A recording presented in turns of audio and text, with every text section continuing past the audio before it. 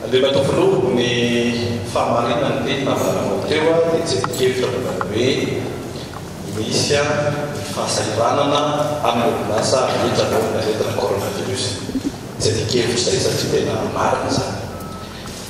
Ny namana mpanao gazety, ny orinasa gazety rehetra hatreto atoirana eto Antananarivo rehefa ny any amin'ny faritra rehetra indrindra tsy miankina tahaka anay. Dia isan'ny nanomentanana zato isan-jato ny fitona-panjakana ao anatin'ny adiny na coronavirus. Izany hoe apetraka ny panjakana fa misy ny réquisition dia nanaiky izay tena manaraka an'izany. Marina hoe lalàna no mametraka an'izay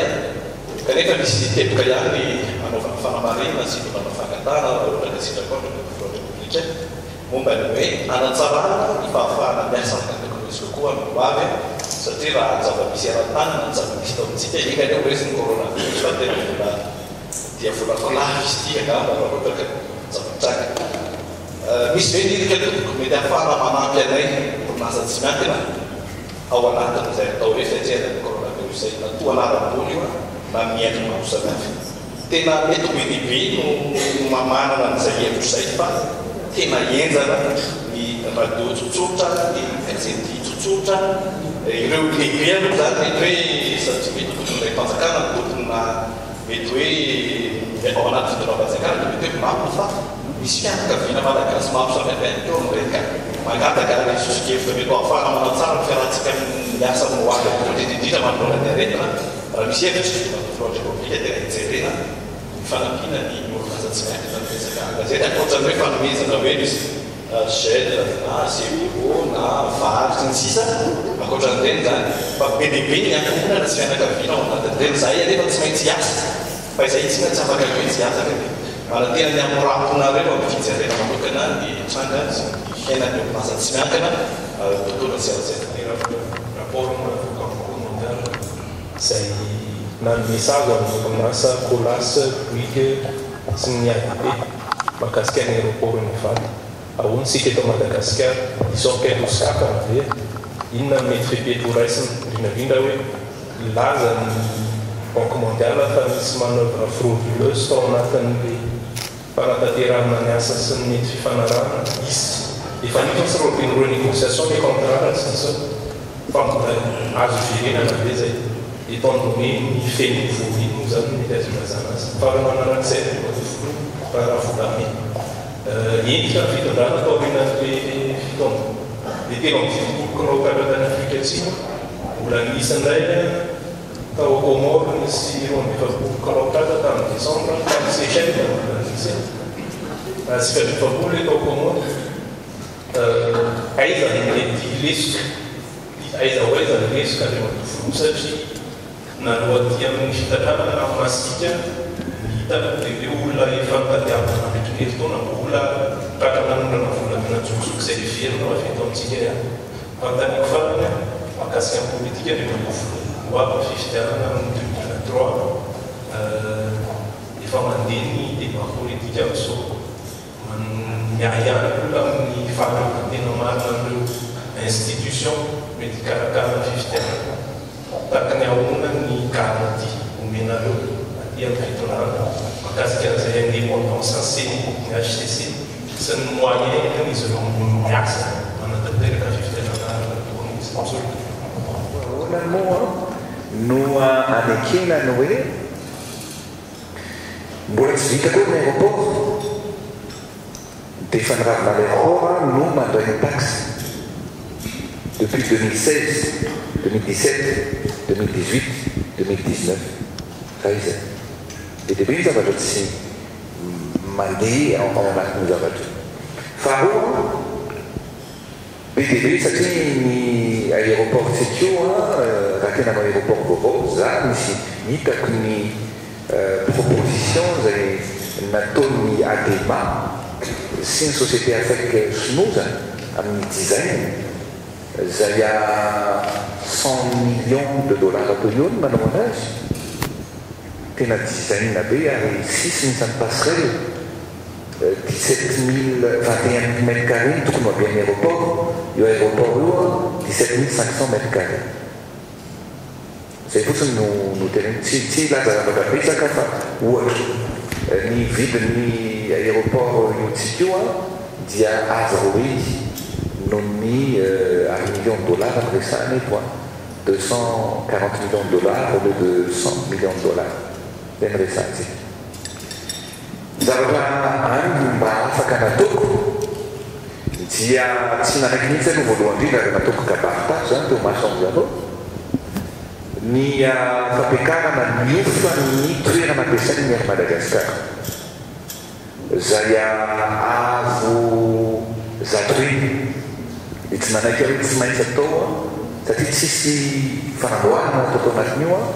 dia tsy manaiky amin'ny fampiakarana an'izay faharoa nahena 50% ny todony frais de parkage na ny fiantsona ny Air Madagascar satria dia matovola be ny Air Madagascar resaka mijanona eo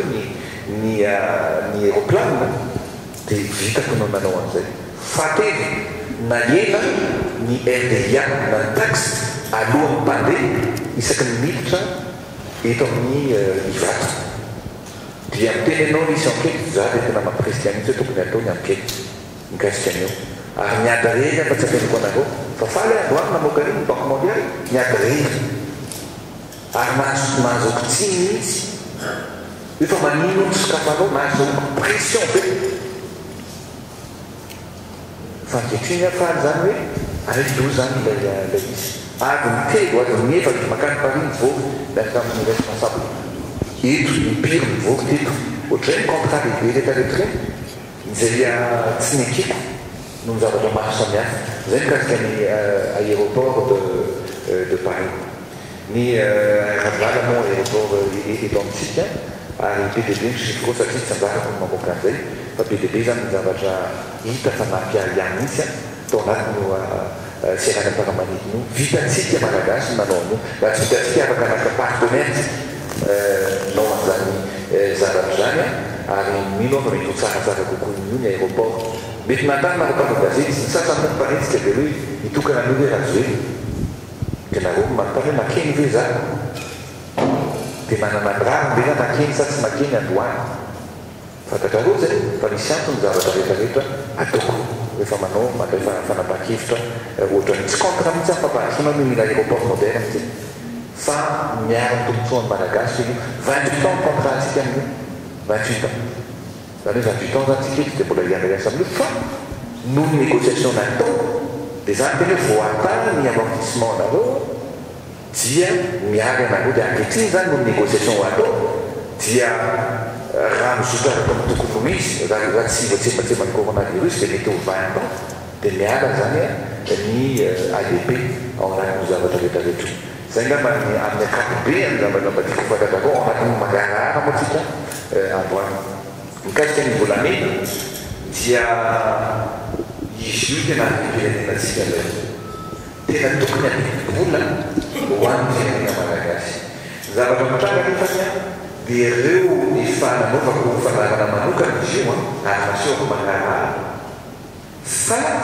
ny olona zay exporté volamena dia tsisy nanao rapartement na devise zay ny antony nalatsika efa napakevitra efa eritaona sy tapany rotaona latsaka zay hoe atsahatra ny fanondranana volamena tsy maintsy jerevana vahoana maritra nefa zany normal be ny raha teny hoe atsahatra le izy ka misy mitady lalana hafa androanana anazy atsokosoko satria ny volamena be dia be tao amintsika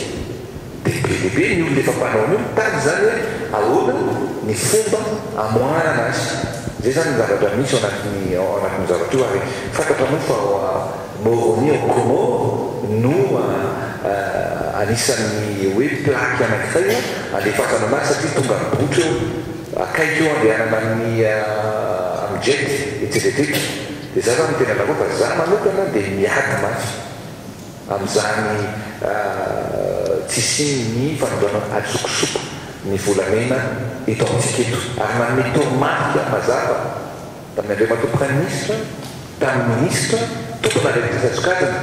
hoe mission apetrako aminareo io tsy maintsy atao dia iverena ny volamena sy ro olona manondrana volamena atsokosoko reo eto Madagasikara zay zany zavatra anakireny zavatra misy dia mahagaga satria vitan'zareo manao taratasy hatrany amin'ny volamena tany Seychelles dia fampiresaka tamin'ny président mpampianjo taribis tamin'ny président any Seychelles fa nalefa natiamiko dolo misy président voalohany manana taratasy manana taratasy izy voakenao teka zany atsokosoko fa tonga izy manana taratasy hoe légal dia zay hoe izy tsy afaka mitana io fa tsy maintsy alifanay fa zany antso amin'ny président Seychelles mihitsy hoe non andraso vérifier faux dolo vo papier rehetrarehetra dia sandoka zay zany zavatra misy efa zany hoe tena misy zany fa réseau ana olona tena mahay an'le izy fena zany tsy maintsy jeritsika ary anisany any hito moa nareo ny ministre mihina teo aloha tena olona akaiky any olona ao anatin'ny antoko fa mifanarana izy ministre dia hoe ataovy ny comptoir de l'eau dia ataovy ny fanaovana fonderie eto dia tsy vita an'le izy tena tiako ny ministre fa tsy vita an'le izy dia tsisy namana fa tsy maintsy misy orona ministre zay zany tiako fantaka hoe ahoana ny fomba fitantanana zay tsisy namana rehefa tsy navita dia misy orona tsy miady zay mirahalaha mbola oaraiky hiariasa amiko akaiky izy tsy fantako hoe amin'ny fomba io fa atao amin'ina aloha tsy mahomby izy dia misy orona satria bibediny zavatra mazasa hatramin'ny hoe flégalisena ny exportation any or tsy vita nay zany ekena zany baboana tsy vitanay le izy fa mbola miasa eo anatin'izany anatsara n'izany fomba fiasa rehetrarehetra kasika ny fifidianany zay hoe nao seni ahoana moa tsika hoe no nametraka ny seni saka raha tsy mety amin'ny sasany seni dia aloha zany averitsika ny ministère intérieur anday ny fikarakarana ny fifidianana matoa seni entité zay hoe malote dia atoko fa tokony atokisatsika satria misotenao sotenany ordre des avocats misotena avy any mpanao gazety misotena any amin'ny fiarahamonimpireneny zay safidianao zareo donc tokony rafitra mipetraka eto amin'ny fitondrantsika ary indrindra no etiko anazavana ny teny satria matetika misy mandika vilana raha tena tiatsika ty fireneny ty dia miditsika any alternance démocratique inefaka misesika fa eo tena anokaty mandaly zany président tsy any mihitsy tsy mitovy ny alternance démocratique sy ny mandat ho ataony olona anankiray tsy afaka ataony manova constitution fa alternance démocratique anyresana zany hoe tokony anaja zany hoe zay filoam-pireneny eo dia tokony atao zay afitany tokony anampiny rehetra tsy mitena aza kritikena fa tokony tsikitsika ary melohatsika ny changement anticonstitutionnel zay zany zavatra goavana be zay mba ahafahatsika manatratra ny taux de croissance tena ilay efa nisy indroa hitanareo ngamba ny tamin'izany fotoana fitondrana anisany tena naraka ny fo satria olona toananao no amanikanao fa nifaindrena tamiko dia hoe tiako ny fireneko tsy anakikotana ny firenena raha remarque tsara nareo depuis 2014 hatramin'ny 2018 zany hitanareo ny teny zany hitanareo nanakikotana firenena ve zany hitanareo mitondra olona teny an-dalambe ve zany tsy atopoko ny bala satria inona no ny fitiavako amty hoe ny stabilité nisy eto amintsika fa tonga kosa ny 2018 tsisy nizaniza kosa anakanana tsy latsaka ary za tsy anakananizaniza tsy latsaka zany koa samy compétition io asaky milatsaka be zay milatsaka fifanarana io fa ny alternance démocratique ny tokony ampasa ampiaro atsika tsy raraiavy raha tiatsika andosy ty fireneny ty dia zay mila alternance démocratique nefatra mifanesitsika eto amin'ny firenena dia hotratra ny fampandrosoana ny firenena ny seni efa rafitra napetratsika milakatoaminy zany ny RCC efa rafitra napetraka teo hatramin'izay maneran-tany efa tsy eto Madagasikara misy fomba tsy rafitra vao rafitra ny lalam-panorenana ny fomba anendrenana reny olona rehetrarehetra reny milakatoavintsika zany donc tokony atokitsika ny institution misy amintsika tokony anatsika ny institution misy eto amintsika tokony hosarym-piakotsika amin'ny soimbonana eto Madagasikara dia androsony firenena fa namany mikasika ny hoe ameana sy ara-pahasalamana toetsika teo hoe mety misy hoe fanampiny atao amin'ny hainao manjera dia io miankina afaka atao zany fa miankina kokosa amin'ny zay mety ho fiatraika ny ataontsika atoato zany hoe mety mbola tsy choka mafimafy kokoa ve zay tsirarentsika fa par contre za nana tamin'ny ramato ministra dia vonona mifampijery sy mifandinika foana amin'izay fifanampiana sy fifampisonjovana